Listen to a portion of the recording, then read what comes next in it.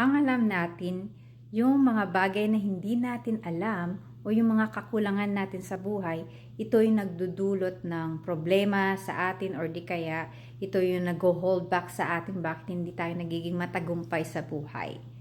Pero yung totoo, yung paniniwala natin o yung alam natin na totoo, yun yung nag-hold back na bakit tayo naging failure, bakit tayo hindi nagiging matagumpay sa buhay.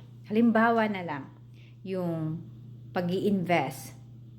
Diba? Hindi sa wala tayong perang or extra pera na i-invest. Dahil sa paniniwala natin na yung investment ay para lang sa mga mayayaman na tao. Ito, di ba? Yun yung talagang nag-hold back sa atin. Bakit ngayon hindi pa tayo nagsisimulang mag-invest? Sa pagkuha na lang ng life insurance din, hindi sa wala din tayong enough budget to buy life insurance.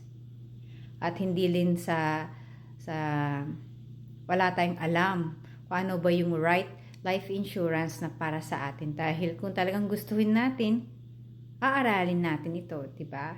Yung nag-hold back talaga sa atin kung bakit hindi tayo pumibili ng life insurance dahil sa paniniwala na naman natin na yung life insurance ay hindi siya magandang investment.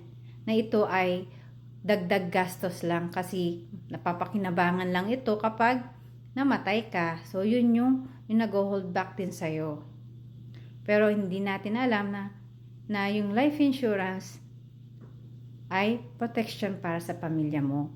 Ito yung income replacement fund na papalit or sasalo sa responsibilidad mo if something happens sa'yo para hindi mo iiwan nang walang-wala yung pamilya mo.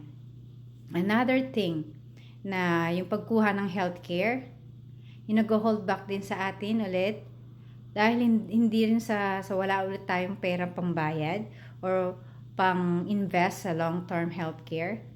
Dahil ito yung paniniwala na naman natin na PhilHealth is enough.